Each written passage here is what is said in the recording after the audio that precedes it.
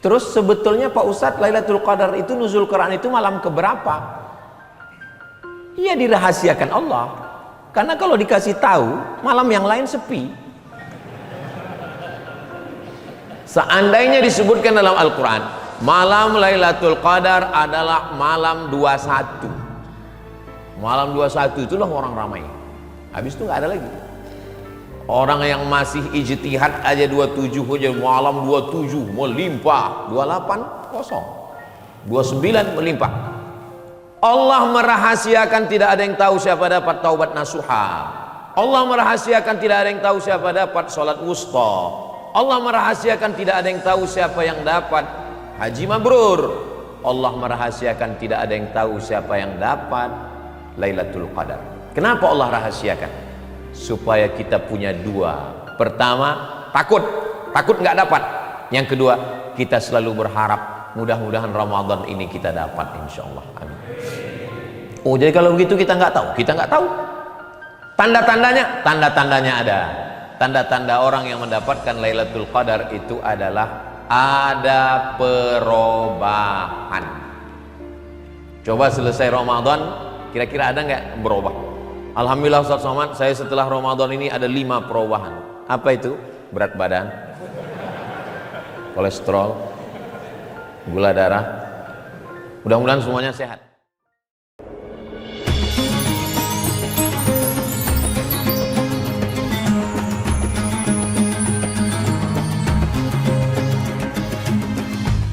Assalamualaikum warahmatullahi wabarakatuh.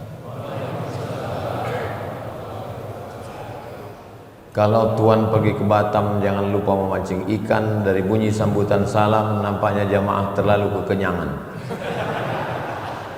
Apa kabar Bapak Ibu semua? Sehat? Alhamdulillahi Rabbil Alamin. Allahumma salli ala Sayyidina Muhammad wa ala ali Sayyidina Muhammad. Semoga kita semua mendapatkan syafaat Nabi Muhammad SAW. Amin ya Rabbal Alamin. Malam ini kita dihentakkan, dibangunkan dari tidur lelap kita. Bagaimana sebetulnya status tanah-tanah masjid, surau, musola kita selama ini? Jangan heran beberapa waktu yang lalu ada berita tanah masjid dijual, viral. Yang belum dapat beritanya nanti saya share. Kok bisa tanah masjid dijual? Berarti bermasalah itu tanah. Padahal secara fikih, kalau di masjid itu sudah dilaksanakan sholat zuhur, asar, maghrib, isya, subuh, dan sudah sholat Jumat, berarti tanah itu otomatis sudah jadi tanah wakaf. Tapi fikih belum tentu diakui oleh negara. Semua kita mengatakan tanah ini wakaf, tapi kalau secara negara belum tanah wakaf. Generasi pertama berwakaf, generasi kedua belum memperdulikan, generasi ketiga ternyata begitu dicek tanah masjid masih nama kakeknya, lalu kemudian cucunya mau menjual tanah. Imam, khotib, ustadz, bilal, kiai komplain, kata mereka ini tanah wakaf. Tidak, ini nama saya, ini jatah warisan saya, maka ini tanah saya, terserah saya mau saya jual, mau saya gadaikan, ini tanah saya secara hukum negara.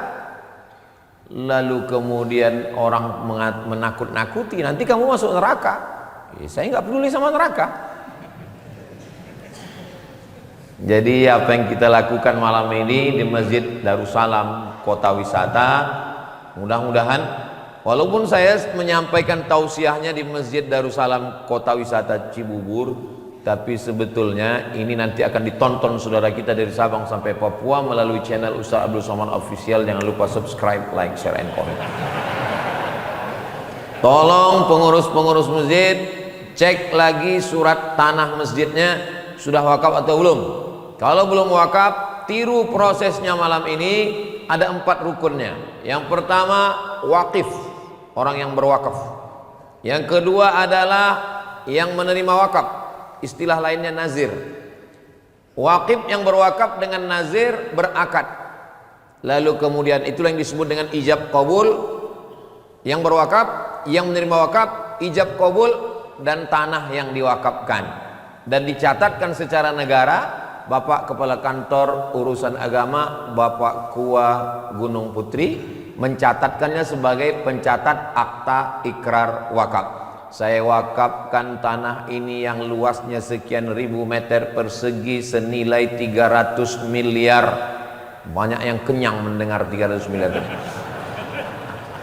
Lalu kemudian pengelola mengatakan saya terima. Jadilah surat akta ikrar wakaf yang tidak bisa diganggu gugat. Lalu kemudian surat yang dari KUA tadi dibawa ke BPN, Badan Pertanahan Nasional. Maka berubahlah nama Pemda, nama orang menjadi nama nazir yayasan. Maka selamatlah tanah ini. Tanah yang sudah diwakafkan la yuhabu, tidak bisa dihibahkan, wala yurasu, tidak bisa diwariskan, wala yuba'u, tidak bisa diperjualbelikan. Mudah-mudahan apa yang kita lakukan malam ini menjadi inspirasi bagi seluruh pondok pesantren, lembaga pendidikan agama, masjid, surau, langgar dan musola, supaya selamat dunia akhirat insyaallah. Amin ya rabbal alamin. Ma'akalta fa'afnaita, yang dimakan busuk. Wa malabista fa'ablaita, yang dipakai lapuk. Uang 300 miliar itu kalau diberikan ke cendol, berenang sambil minum. Hidup ini cuma dua, yang dimakan busuk, yang dipakai lapuk.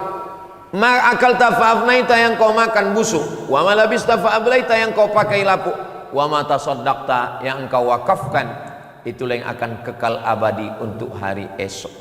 Mudah-mudahan tanah wakaf 1 hektar, 2 hektar ini menjadi amal jariah dan akan dibangun Islamic Center, pusat kajian keislaman, menjadi mercusuar dakwah di Nusantara insyaallah. Amin ya rabbal alamin. Saya beberapa waktu yang lalu bersilaturahim dengan Bapak Brigjen Pol Hengki Haryadi. Lalu kemudian beliau bertanya, bisa Ustadz datang ke Masjid Darussalam, saya kota wisata. Saya bilang jadwal saya ke Jakarta itu 1 tahun 2 kali, 6 bulan sekali. Jadi saya datangnya cuman hari Jumat, Sabtu, Ahad, Senin. Di luar itu saya tidak datang Pak. Kapan jadwal Ustadz datang? Insya Allah nanti pekan pertama Ramadan. Nah, inilah saya datang kemari. Ini saya jelaskan supaya jangan ada dusta di antara kita. Lalu kemudian tadi saya tanya protokol kita berapa menit jatah saya, karena ini kan masih ada tarawih. Kata beliau, Ustadz bebas sepanjang-panjang. Bapak Ibu yang dimuliakan Allah Subhanahu wa taala, tadi saya tanya tim UAS Jakarta, Jabodetabek, ini ada nggak tadi disebar banner atau flyer, judulnya apa? Judulnya Nuzulul Quran Pak Ustadz. Nuzul Quran itu biasanya malam 17, malam 27. Memang Masjid Darussalam ini selalu curi start dalam segala hal. Dalam masalah mengurus tanah wakaf, dia yang terdepan. Dalam mengurus nuzul Quran tercepat juga. Jadi siapa yang mau Idul Fitri cepat pun jadi jamaah sih. Ini kayaknya cepat ini. Nuzul Quran ini terkait dengan malamnya turun Al-Quran dan sekaligus malam Lailatul Qadar. Semua Bapak Ibu hafal ayatnya. Inna anzalnahu fi lailatin, bukan, lailatin mubarakah. Kami turunkan Al-Quran itu pada suatu malam. Inna anzalnahu fi lailatin mubarakah. Kami turunkan Al-Quran itu pada suatu malam yang penuh berkah. 1 tahun itu ada 360 sampai 365 malam. Malam yang mana? Bukan siang. Nuzul Quran Lailatul Qadar malam, bukan siang. Otomatis yang tereliminasi, tinggal malam. Tapi malam itu ada 12 bulan. Yang mana? Turun ayat. Syahrul Ramadan alladzi unzila fihil Quran. Al-Quran turun di bulan Ramadan. Yang tadi 12 bulan, maka tereliminasilah 11 bulan. Bukan Muharram, bukan Safar, bukan Rabiul Awal, bukan Rabiul Akhir, bukan Jumadil Awal, bukan Jumadil Akhir, bukan Rajab, bukan Sya'ban, bukan Syawal, bukan Zulqa'dah, bukan Zulhijjah. Karena Al-Quran sendiri berkata Syahrul Ramadan, di bulan Ramadan. Nah, di bulan Ramadan malam yang mana? Di bulan Ramadan malam yang ganjil-ganjil. Otomatis tereliminasi 15 malam yang genap-genap. Makanya di beberapa masjid kalau malam ganjil ramai, pas genap sunyi. Nah, ini dalilnya ini. Tinggal 15 malam. Dari 360 malam menjadi 30 malam, mempersempit lagi menjadi 15 malam. Nah, di antara 15 malam ini malam yang mana? Maka kita buka tafsir Ibnu Katsir. Sebetulnya namanya tafsir Al-Qur'anil Azim. Yang menulisnya namanya Imam Abul Fida Ismail Ibnu Katsir. Di situ disebutkan banyak pendapat ulama. Ada yang mengatakan malam pertama, ada yang mengatakan malam ketiga, ada yang mengatakan malam kelima, ada yang mengatakan malam ketujuh, ada yang mengatakan malam kesembilan, ada yang mengatakan malam yang ke-11. Jadi kalau saya lihat ini Masjid Darussalam Kota Wisata kelihatannya memilih malam 9. Malam ke-9. Lalu Istiqlal Republik Indonesia itu membuat acara nuzul Quran malam 17. Itu dalilnya dari mana? Ada juga di situ. Ada di tafsir Ibnu Katsir.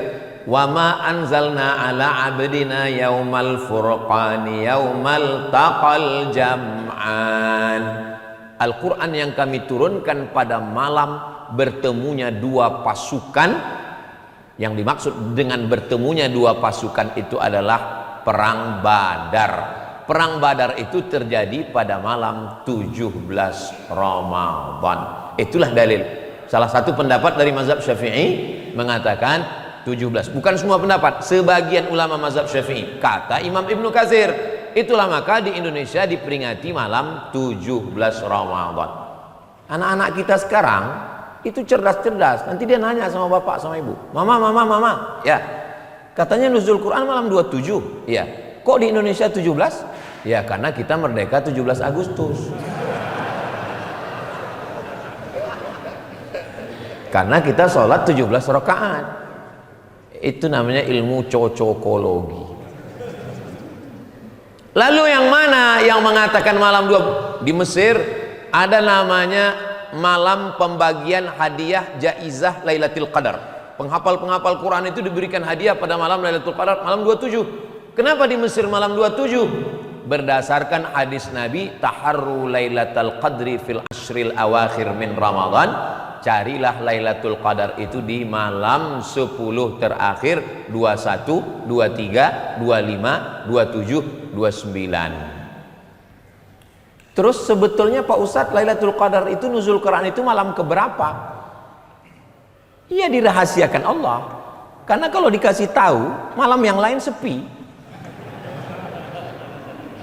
Seandainya disebutkan dalam Al-Quran malam Lailatul Qadar adalah malam 21. Malam 21 itulah orang ramai. Habis itu nggak ada lagi. Orang yang masih ijtihad aja 27 aja, malam 27 melimpah, 28 kosong, 29 melimpah. Allah merahasiakan tidak ada yang tahu siapa dapat taubat nasuha. Allah merahasiakan tidak ada yang tahu siapa dapat salat wusta. Allah merahasiakan tidak ada yang tahu siapa yang dapat haji mabrur. Allah merahasiakan tidak ada yang tahu siapa yang dapat Lailatul Qadar. Kenapa Allah rahasiakan? Supaya kita punya dua. Pertama, takut nggak dapat. Yang kedua, kita selalu berharap mudah-mudahan Ramadan ini kita dapat, insya Allah. Amin. Oh, jadi kalau begitu kita nggak tahu. Tanda-tandanya ada. Tanda-tanda orang yang mendapatkan Lailatul Qadar itu adalah ada perubahan. Coba selesai Ramadan, kira-kira ada nggak berubah? Alhamdulillah Ustaz Somad, saya setelah Ramadan ini ada 5 perubahan. Apa itu? Berat badan, kolesterol, gula darah. Mudah-mudahan semuanya sehat. Saya melihat jamaah Masjid Darussalam ini semuanya jamaah yang sehat secara fisik dan mental. Ustaz tahu dari mana? Saya pancing beberapa pantun itu senyumnya keluar cerah. Ini senyum-senyum orang yang nggak punya masalah dan nggak punya utang. Mudah-mudahan yang ada utang lunas utangnya. Banyak juga ternyata. Jadi orang yang mendapat Lailatul Qadar, yang mendapatkan haji mabrur, yang mendapatkan sholat wusta, yang mendapatkan taubat nasuha, cirinya ada perubahan. Dulu suami saya itu pelit, bakhil, medit, kikir, minta ampun pelitnya Pak Ustadz. Belanja anak-anak semua saya yang nanggung. Tapi alhamdulillah Pak Ustadz, sejak mendengar ceramah Ustadz malam-malam Lailatul Qadar Ramadan sekarang. Dulu kalau sedekah lewat kotak 2000 Pak Ustadz. Sekarang 2500.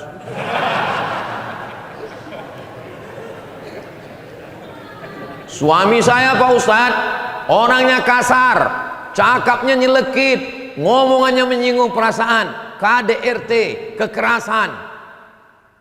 Alhamdulillah Pak Ustadz. Gimana berubah? Ninggal Pak Ustadz. Jadi mudah-mudahan setelah Ramadan ini kita ada perubahan kepada yang lebih baik insyaallah. Man kana yaumuhu khairum min amsihi fahuwa rabih. Siapa yang Ramadan ini lebih baik daripada Ramadan kemarin, itulah orang yang beruntung. Man kana yaumuhu mithla amsihi. Sama aja, enggak naik-naik. Fahuwa khasir. Ramadan tahun lalu begitu, tahun ini pun begitu. Khasir, orang yang rugi. Man kana yaumuhu khairum min amsihi, man kana yaumuhu syarrun min amsihi. Ramadan ini lebih parah daripada Ramadan kemarin. Fahuwa mal'un, dia dilaknat Allah SWT. Ini masjid nggak ada kurang satu apapun. Yang nggak bisa di bawah naik ke atas. Gedung megah, tanah wakaf luas 1-2 hektar, AC-nya di mana-mana, masya Allah luar biasa. Jamnya sampai 2 kanan kiri. Kamera banyak sekali, 1, 2, 3, 4, 5, 6, 7. Mudah-mudahan kamera ini hidup. Saya pernah juga ceramah, saya tanya kamera, bisa minta rekaman? Mohon maaf Pak Ustadz, ini mati katanya. Kalau mati ngapain dipasang, saya bilang. Untuk gaya-gaya aja. Saya yakin dan percaya ini. Nah, setelah kita jelaskan tentang Al-Quran, kenapa Al-Quran yang ada di tangan kita, yang ada di dalam aplikasi handphone kita, surat yang pertama Alhamdulillahi Rabbil Alamin, yang kedua Alif Lam Mim Dzalikal Kitabu La Raiba Fihi Hudan Lil Muttaqin. Al-Fatihah, Al-Baqarah, An-Nisa, Al-Imran, An-Nisa, Al-Maidah, ditutup dengan An-Nas. Tapi Quran yang pertama turun kan bukan Al-Fatihah. Quran yang pertama turun Iqra bismi rabbikal ladzi khalaq, khalaqal insana min 'alaqin, Iqra wa rabbukal akramul ladzi 'allama bil qalam, 'allamal insana ma 'lam ya'lam. Kan itu yang pertama kali turun. Iya. Yang pertama turun apa? Iqra. Tapi kenapa Iqra di juz 30? Nabi menggigil kedinginan. Nabi pulang ke rumah diselimuti sama Khadijah. Ketika diselimuti turun wahyu. Wahai orang yang berselimut, ya ayyuhal muddatsir, wahai orang yang berselimut, qum, bangun, fa'anzir, beri peringatan. Lalu Nabi bertanya, siapa yang kuberi peringatan? Turun ayat yang ketiga, wa anzir ashiratakal aqrabin, beri peringatan kepada kerabat-kerabat. Nabi mengumpulkan paman-pamannya, bibi-bibinya. Nabi naik ke atas bukit Sofa. Ini bukit Sofa, ini bukit Marwah. Panjang umur, mudah-mudahan kita nanti ke bukit Sofa dan Marwah dalam program Umroh Akbar bersama Ustaz Abdul Somad. Ongkos tanggung masing-masing. Nabi naik ke atas bukit Sofa. Nabi mengatakan, seandainya aku katakan di belakangku ini ada pasukan yang akan menyerang Makkah, apakah kamu percaya? Mereka menjawab, sadaqnaka, kami percaya kepadamu ya Muhammad sallallahu alaihi wasallam. Karena dari kecil kami sudah menggelar engkau Al-Amin, kau enggak mungkin bohong. seandainya kukatakan malaikat Jibril sudah turun kepadaku membawa wahyu dan aku adalah nabi terakhir, apakah kalian percaya? Berdiri Abu Lahab, apa kata dia? Tabban laka ya Muhammad, celaka engkau. Alihadza jama'tana, apakah untuk ini kau kumpulkan kami? Turun ayat, tabbat yada abi lahabin wa tab. Kenapa susunan Al-Quran yang turun ke Nabi itu nggak sama dengan susunan Quran yang ada di tangan kita sekarang? Jawabannya, jangan kemana-mana, kita lanjutkan setelah yang satu ini. Al-Quran itu turunnya 2 kali. Pertama turun dari lauh mahfuz. Lauh artinya papan, mahfuz papan yang terjaga, terpelihara tempat Al-Quran.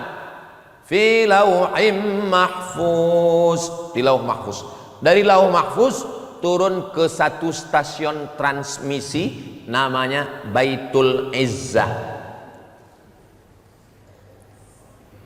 Ini memerlukan konsentrasi yang agak fokus sedikit.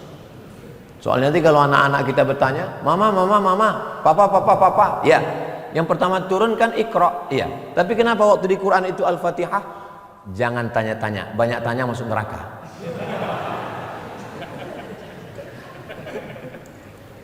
Turun dari lauh mahfuz ke stasiun transmisi, turunnya seperti susunan yang ada di mushaf Quran sekarang. Sekali turun Al-Fatihah, Al-Baqarah, Ali Imran, An-Nisa, Al-Ma'idah sampai ke An-Nas, turun sekali, brek, sampai ke Baitul Izzah. Dari Baitul Izzah ini ke Nabi, itulah yang turun selama 22 bulan, 2 tahun, 22 hari, 13 tahun di Makkah, 10 tahun di Madinah.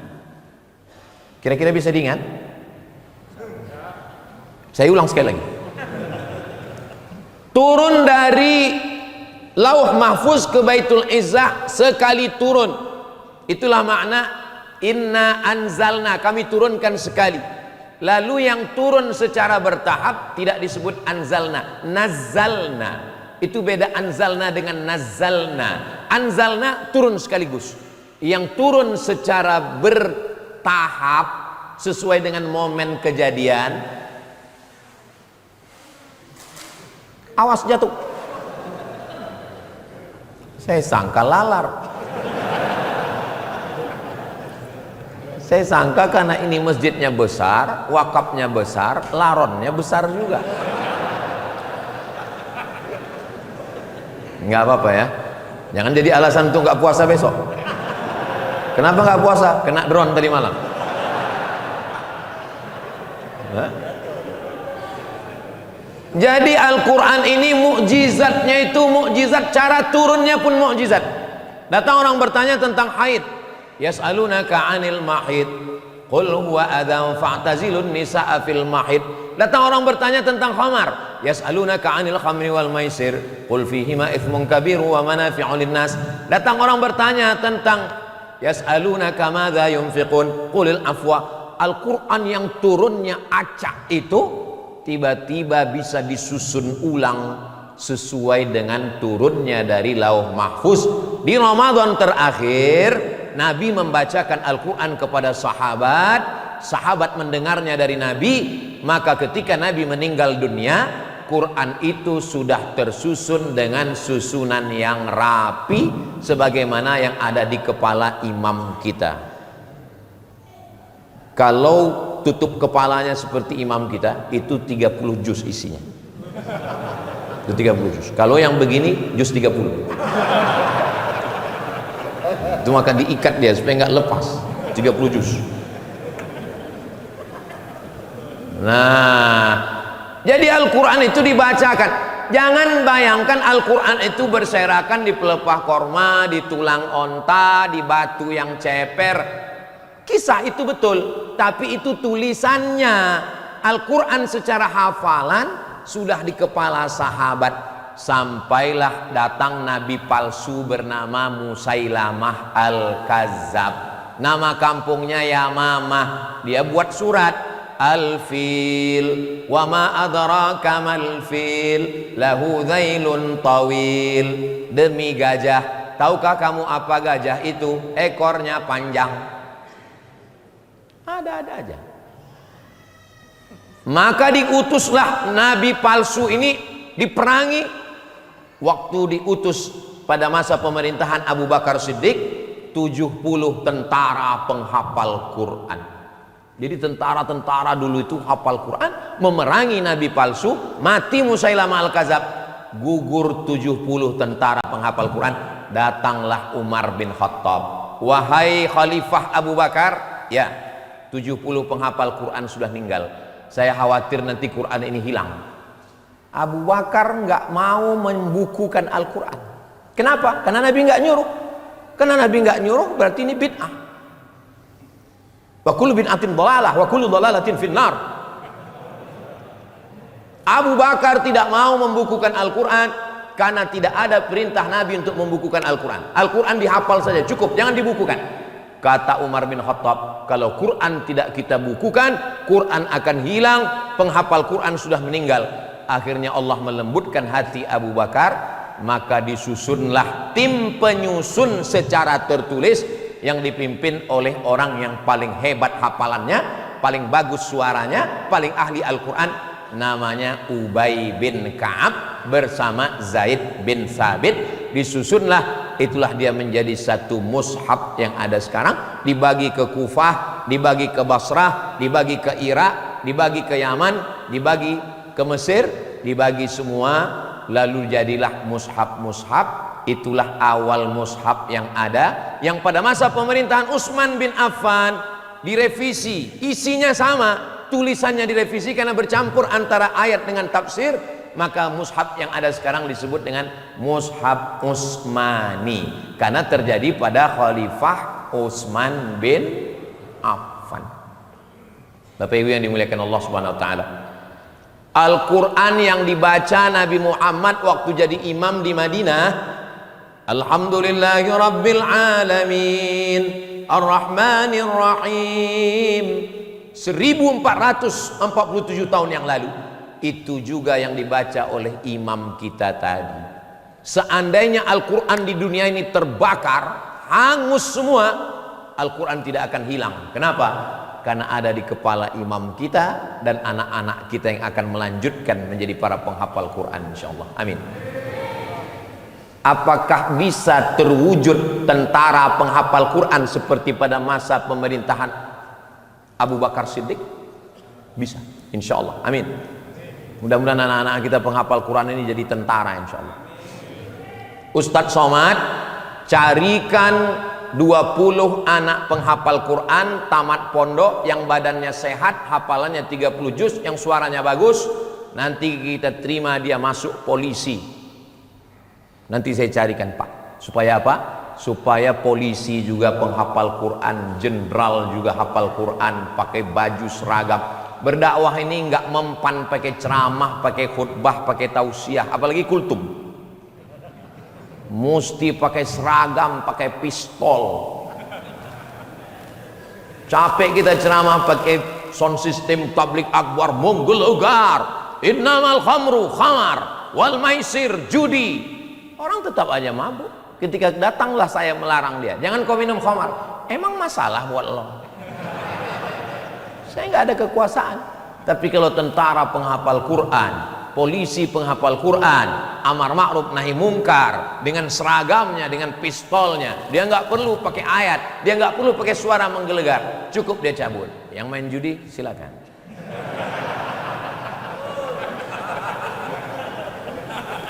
Jadi Al-Quran ini mukjizat yang luar biasa. Ada orang masuk Islam hanya karena ayat tentang matahari. Ini matahari, di sekelilingnya ada bumi, di sekelilingnya ada Merkurius, Neptunus, Pluto, Mars. Apakah bumi mengitari matahari? Ya, karena bumi berputar, Neptunus berputar, Pluto berputar, Mars berputar. Apakah matahari ini bergerak atau diam? Tidak bisa diputuskan oleh NASA. Apakah matahari itu bergerak atau diam? Dijawab dalam Al-Quran. Wasyamsu tajri li mustaqarril laha dzalika taqdirul azizil. Kok enaknya ceramah di Darussalam ini, jamaahnya hafal Quran semua. Walaupun surat Yasin. La syamsu yanbaghi laha an tudrikal qamar. Bulan tidak mungkin bertemu dengan matahari. Walal lailu sabiqun nahar wa kullu fi falaki yasbahun. Semua berjalan di garis edarnya masing-masing. Kalau bumi ini terlalu menjauh dari matahari, beku kita. Kalau bumi ini terlalu dekat ke matahari, terbakar kita. Ini masjid ini agak panas, mungkin udah mulai dekat ini ke matahari. Enggak, ini karena kapasitas masjid ini udah over capacity, udah terlalu full. Makanya nanti masjid ini walaupun sudah besar, nanti setelah tanah wakaf ini resmi diperbesar lagi, insyaallah. Amin. Penuh bawah, penuh atas. Saya menyangka saya dikasih mimbar, saya di atas, saya yang paling tinggi. Rupanya ada yang lebih tinggi lagi. Hai guys, kami melihat kalian seperti melihat akuarium. Mereka juga kalau bisa ngomong gitu juga. Kami melihat Ustadz seperti, enggak usah diteruskan. Orang masuk Islam hanya karena ayat tentang matahari. Wasyamsu tajri li mustaqarrin laha. Matahari ternyata bergerak, tapi dia tidak berputar. Dia bergerak di garis edarnya. Dia bergerak di garis edarnya. Itu baru ditemukan oleh NASA pada abad 19. Makanya nanti orang masuk Islam di Eropa bukan karena pedang, masuk Islam karena mukjizat Al-Qur'an. Orang masuk Islam hanya karena ayat tentang air. Bainahuma barzakhul la yabghiyan. Ini air laut, ini air sungai. Air laut tidak menyatu dengan sungai. Karena kalau air laut masuk ke sungai, air sungai masuk ke tanah, mati kita. Kita tidak bisa hidup 3 bulan kalau tidak ada beras.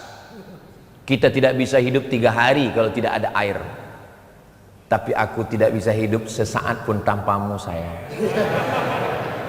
Ini untuk bahan Bapak merayu nanti pulang.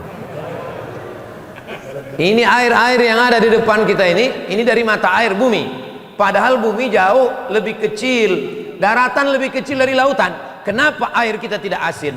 Karena air laut tidak bercampur dengan air sungai. Disebutkan dalam surat Ar-Rahman, bainahuma barzakhun la yabghiyan.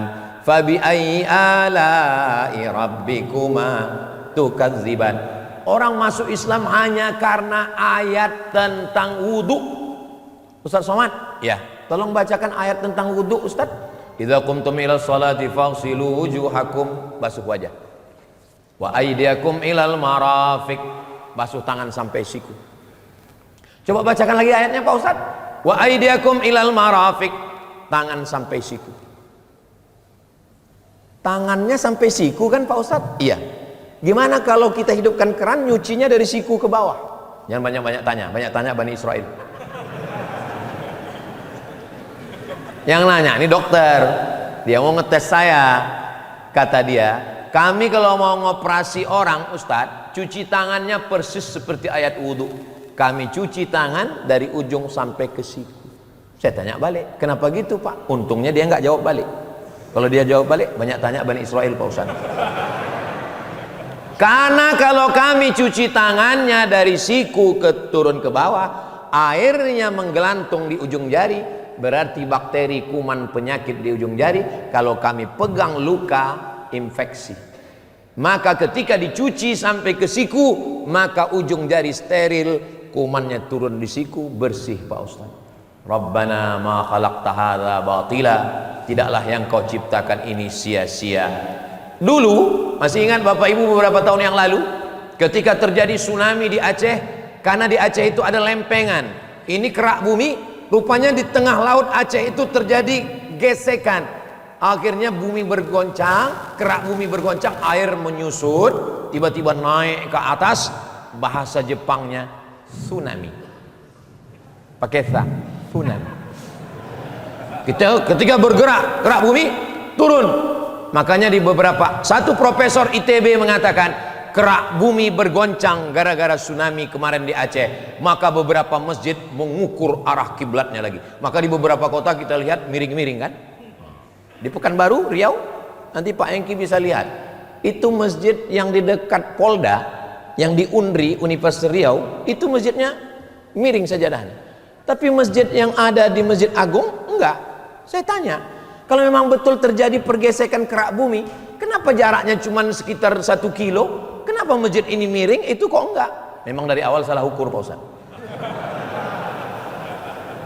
Makanya mengukur arah kiblat masjid kami libatkan Kementerian Agama. Tanya Pak Kua, namanya LBHR, Lembaga Badan Hisab dan Ruqyah, untuk menetapkan arah kiblat. Dan ketika arah kiblat ini ditetapkan, itu juga mukjizat Al-Quran. Al-Quran ingin kita ini kiblatnya satu. Kita tidak pernah menyembah Ka'bah, itu hanya semacam tiang pancang. Kiblatnya satu, Allahnya satu, Nabinya satu, Qurannya satu. Lalu kenapa kita mesti bertikai berkonflik? Dulu heboh kelahi, masalah pakai usoli nggak usoli, masalah pakai kunut subuh nggak kunut, masalah tarawih 8 dengan 20. Dulu kelahi. Sekarang sudah tidak lagi, karena yang 8 pun mengatakan ya efisiensi. Yang penting sholat tarawih. Ini Masjid Darussalam 8 atau 20? Efisiensi. Masya Allah, tabarakallah. Tadi saya sampaikan, saya mulai tadi jam 8, sekarang sudah jam 8.40. Ini sudah melanggar kode etik. Karena di mana-mana yang namanya kultum tarawih itu 15 menit, namanya kulibas, kuliah 15 menit. Dan saya menyampaikan ini 40 menit. Mudah-mudahan apa yang saya sampaikan ini diridhoi Allah Subhanahu wa taala. Untuk kita lebih banyak tahu tentang Al-Quran, jangan cukupkan pada pengajian yang 45 menit ini. Nanti ada majelis Al-Quran, hadiri saja. Menghadiri majelis Al-Quran prinsipnya 4D. Datang, duduk, dengar, diam. Ngantuk-ngantuk sedikit diampunkan Allah SWT. Berawal dari anak tangga, dengar dulu. Imam kita membaca, dengar baik-baik. Wa idza quri'al Qur'an, kalau Quran dibacakan, fastami'u lahu, dengar baik-baik. Wa ansitu, diam, la'allakum turhamun, latihan mendengar. MP3 Quran. Yang kedua adalah mulai meniru-nirukan. Nun mati berjumpa dengan qab, min qab. Nun mati ketemu dengan waw, min waraikum. Mulai meniru-nirukan. Kita bukan orang Arab, maka kita baca Quran ini ribet, jelimet, susah payah. Emangnya kalau belajar bahasa Inggris nggak pakai tajwid? Memangnya kalau pakai bahasa Inggris nggak pakai makhorijul huruf? Pakai. Mana ada di bahasa Inggris huruf shin? Ada. Huruf shin ada. Shopping center. Pakai shin. Workshop itu pakai shin. Mana ada dalam bahasa Inggris huruf tha? Ada huruf tha. Where are you going? I am going to Perth. Perth, Sydney, Melbourne, Perth. Pakai za. Bagaimana kesehatanmu hari ini? How about your health today? Health pakai za. Coba kalau pakai za. How about your health? Health neraka jahanam. Siapa bilang bahasa Inggris nggak pakai nation? Tulisannya nation, itu pakai shin. Nation. Yang kami hormati Bapak Nasution. Bapak Nasution. Bapak Ibu yang dimuliakan Allah SWT. Hanya saja memang bahasa Arab ini lebih lengkap. Bahasa Arab ada ain, bahasa Arab ada wa. Untuk j-nya aja 4. Ja, za, za, wa. Maka belajar. Tha, guru saya, dosen di IAIN, sekarang UIN Pekanbaru Riau, dulu lulus di antara anak Indonesia yang lulus untuk belajar bahasa Arab ke Sudan. Ketika dia belajar, menyebutkan huruf fa, satu kelas nggak ada yang lulus. Diambil kapas, diletakkan telapak tangan, suruh nyebut huruf fa. Fa. Begitu huruf fa disebut, terbang semua kapasnya. Kata dosennya, salah semua. Yang betul itu bagaimana? Kapasnya terbang dulu, baru hurufnya keluar.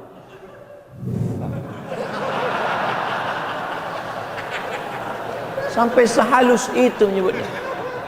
Jadi kita ini sebetulnya masih miskin. Alhamdulillah, imam kita hafal Quran dari Yaman, dari Taiz, dan bahasa Arab. Kita belajar makharijul huruf. Tidak ada batasan umur dalam belajar Al-Quran. Siapa yang paling mulia di antara kita ini? Bukan pejabat, bukan orang kaya. Yang paling mulia adalah khairukum, orang yang paling mulia man ta'allamal Qur'an, orang yang belajar Al-Qur'an, wa 'allamahu, dan orang yang mengajarkan Al-Qur'an.